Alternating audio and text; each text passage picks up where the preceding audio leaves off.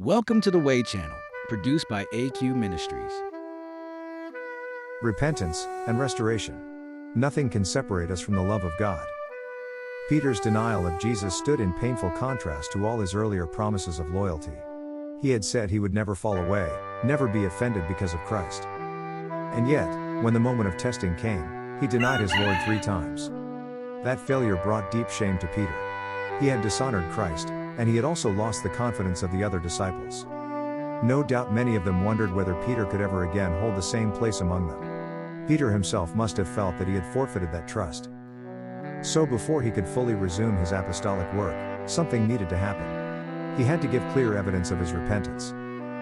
If he had not done so, his sin, though forgiven, might still have destroyed his influence as a minister of Christ.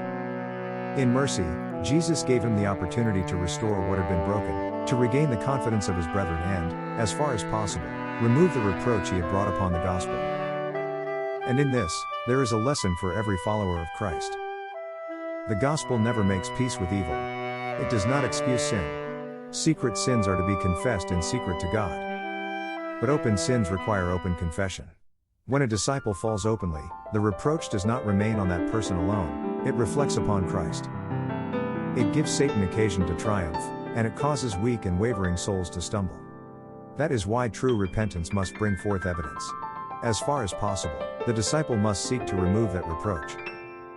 Now imagine the scene. Jesus and his disciples are together by the sea, eating. In that quiet moment, Jesus turns to Peter and says, "Simon, son of Jonas, lovest thou me more than these?" The question was piercing. It reached back to Peter's earlier boast, "Though all men shall be offended because of thee, yet will I never be offended." But Peter was no longer the same man. His self-confidence had been broken. His pride had been humbled. And so he answered differently now. He said, "Yea, Lord, thou knowest that I love thee." Notice what he did not say. He did not compare himself to the others. He did not claim a greater love than theirs. He did not trust his own judgment about himself. Instead, he placed everything in the hands of Christ, the one who reads every heart. "Thou knowest that I love thee." And Jesus replied, "Feed my lambs." Then Jesus asked him again, "Simon, son of Jonas, lovest thou me?" A second time, Peter answered without bold claims or exaggerated confidence, "Yea, Lord, thou knowest that I love thee." And Jesus said, "Feed my sheep." Then came the third time.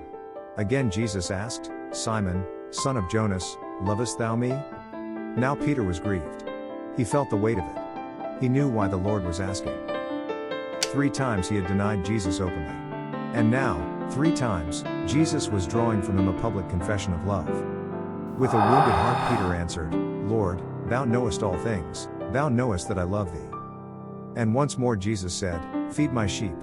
What a moment that must have been. 3 times Peter had denied his Lord.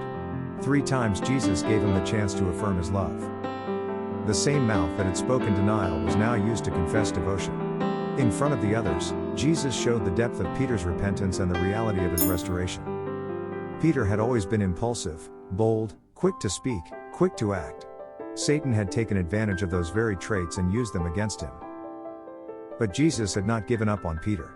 Before Peter's fall, the Lord had already said to him, "Satan hath desired to have you, that he may sift you as wheat, but I have prayed for thee, that thy faith fail not, and when thou art converted, strengthen thy brethren." Now that moment had come. The searching questions of Jesus did not produce one proud answer from Peter. No self-sufficient words came out. No boasting remained. And because he had been humbled, because he had truly repented, Peter was now more prepared than ever to care for the flock of God. The first thing Jesus told him was not to preach to crowds, not to defend himself, not to reclaim a title. Jesus said, "Feed my lambs." That is significant. The lambs are the young, the tender, the weak, the inexperienced. To care for them requires gentleness. It requires patience. It requires tenderness, perseverance, and love. Peter had not always been ready for that kind of work. Before, he was often rash. He spoke before thinking.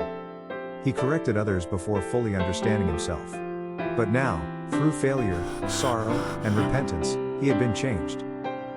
The converted Peter still had fervor, but now grace governed that fervor. He was no longer driven by pride and self-confidence.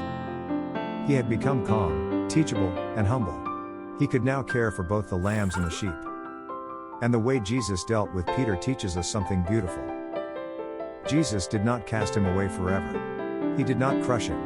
He did not remind him of his failure only to condemn him. Instead, he restored him with firmness, tenderness, and love. That is how God deals with a repentant soul. And that is how we are to deal with others. Peter would one day shepherd God's people, but he would never forget how gently Christ had dealt with him. Remembering his own weakness, his own fall, and his own restoration, he would be able to treat others with patience, sympathy, and forgiving love. Then we come to the heart of it all. Jesus asked Peter one central question: "Lovest thou me?" That was the issue. Not merely, "Are you gifted?" Not merely, "Are you bold?" Not merely, "Are you knowledgeable?" Not merely, "Are you eloquent?" But, "Do you love me?" Because love for Christ is the essential qualification for service. A person may have knowledge, zeal, gratitude, eloquence, and even a desire to do good. But if the love of Jesus is not in the heart, then the work will fail at its center. This is the lesson. Christ does not simply seek ability. He seeks love. He does not first ask for talent. He asks for devotion. He does not first ask whether we are impressive in the eyes of others. He asks, "Lovest thou me?" And where that love is real, though humbled by failure, purified by repentance, and tested by sorrow, Christ can still use that soul for his glory. For the one who truly loves him, he still says, "Feed my lambs. Feed my sheep." If this teaching blessed you, please like this video and subscribe to the Way channel. May the Lord bless you and keep you. May he draw you ever closer to himself, fill your heart with a deeper love for Jesus, and make you faithful in serving him with humility, repentance, and love. May he strengthen you to care for his lambs and his sheep, and cause. As always, thank you for watching.